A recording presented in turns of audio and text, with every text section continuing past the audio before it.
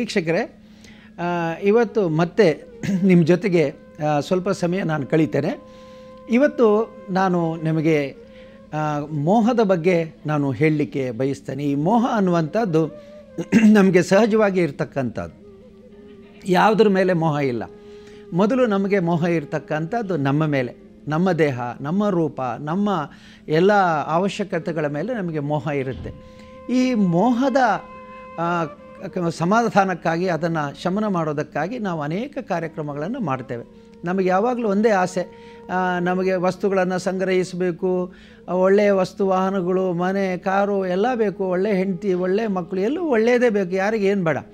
ಅದು ಸಂಪತ್ತು ಹೆಚ್ಚಿದಷ್ಟು ಇನ್ನಷ್ಟು ಮೋಹಕ್ಕೆ ನಾವೆಲ್ಲ ಒಳಗಾಗ್ತೇವೆ. ಈ ಮೋಹದಿಂದ ತಪ್ಪೇನಿಲ್ಲ.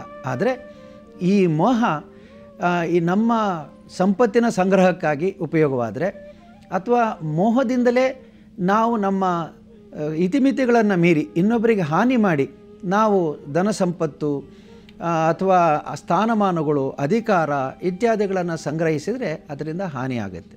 ಹಾಗಾಗಿ ನಮ್ಮ ಸಂಸಾರದಲ್ಲಿ, ವ್ಯವಹಾರದಲ್ಲಿ, ಅಥವಾ ನಾವು ಯಾವುದೇ ಉದ್ಯೋಗದಲ್ಲಿ, ವೃತ್ತಿಯಲ್ಲಿ ಹೇಗೆ ನಾವಿರಲಿ, ಮೋಹ ಇರಬೇಕು. ಯಾವುದರ ಮೋಹ ಇರಬೇಕು? ಕೀರ್ತಿಯ ಮೋಹ ಇರಬೇಕು. ನಾನು ಒಳ್ಳೆಯ ಕೆಲಸ ಮಾಡಿ, ನಾನು ಒಳ್ಳೆಯ ಪರೋಪಕಾರ ಮಾಡಿ, ನಾನು ಒಳ್ಳೆಯ ವಿದ್ಯಾಭ್ಯಾಸ ಮಾಡಿ, ಒಳ್ಳೆಯ ಫಲಿತಾಂಶವನ್ನು ತೆಗೆದು, ಒಳ್ಳೆಯ ಉದ್ಯೋಗವನ್ನು ಹುಡುಕಿ, ಇನ್ನು ಒಳ್ಳೆಯ ಸಂಪಾದನೆ ಮಾಡಿ ಚೆನ್ನಾಗಿರ್ಬೇಕು, ಈ ಮೋಹ ಇರಬೇಕು. ಆದರೆ ಇದರ ಮೋಹದಿಂದ ನಮ್ಮ ವ್ಯಕ್ತಿತ್ವ ನಷ್ಟ ಮಾಡಿಕೊಳ್ಳಲಿಕ್ಕೆ ಹೋಗಬಾರ್ದು. ಇದು ಇವತ್ತು ನಾವು ಸಮಾಜದಲ್ಲಿ ಕಂಡ ಹಾಗೆ ಮೋಹದಿಂದ ಉಂಟಾಗುವಂಥ ಎಲ್ಲ ಹಾನಿಗಳನ್ನು ನಾವು ತಡ್ಕೊಳ್ಬೇಕು.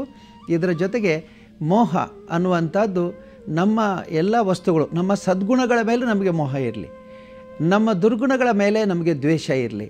ಹಾಗೆ ನಾವು ನಮ್ಮ ವ್ಯಕ್ತಿತ್ವವನ್ನು ದಿವಸ ಗಮನಿಸಬೇಕು. ನಾವೇನು ಮಾಡ್ತೇವೆ, ಹೇಗೆ ಮಾಡ್ತೇವೆ, ಹೇಗೆ ವರ್ತಿಸ್ತೇವೆ, ನಮ್ಮ ಸಂಗ್ರಹ ಬುದ್ಧಿ ಎಲ್ಲಿವರೆಗೆ ಇರಬೇಕು ಅಂತ ಮಾಡಿದರೆ ಅಲ್ಲೇ ನಮಗೆ ಇಷ್ಟು ಸಾಕು, ಇನ್ನು ಇದಕ್ಕಿಂತ ಹೆಚ್ಚು ಬೇಡ ಅನ್ನುವಂಥ ತ್ಯಾಗ ಪ್ರವೃತ್ತಿ ನಮ್ಮಲ್ಲಿ ಪ್ರಾರಂಭ ಆಗಬೇಕು. ಇದರಿಂದ ನಮಗೂ, ನಮ್ಮ ಸಂಸಾರಕ್ಕೂ, ನಾವು ಮಾಡುವ ವ್ಯವಹಾರದ ಪರಿಸರದಲ್ಲೂ ಎಲ್ಲೆಲ್ಲೂ ನಮಗೆ ಸಂತೋಷ ಇರುತ್ತೆ. ನಿಮ್ಮ ಮೋಹವನ್ನು ಹತೋಟಿಯಲ್ಲಿ ಇಟ್ಕೊಳ್ಳಿ. ಅದರ ಜೊತೆಗೆ ಮೋಹ ಅನ್ನುವಂಥದ್ದು ಕೀರ್ತಿ, ಶುಭಾಕಾಂಕ್ಷೆಗಳು, ಶುಭ ಕಾಮನೆಗಳು ಮತ್ತು ಶುಭ ಲಾಭಕ್ಕಾಗಿ ಇರಲಿ. ಇಂದಿನ ದಿನ ನಿಮಗೆ ಶುಭವಾಗಲಿ. ಶ್ರೀ ಮಂಜುನಾಥ ಸ್ವಾಮಿಯ ಆಶೀರ್ವಾದ ಇರಲಿ.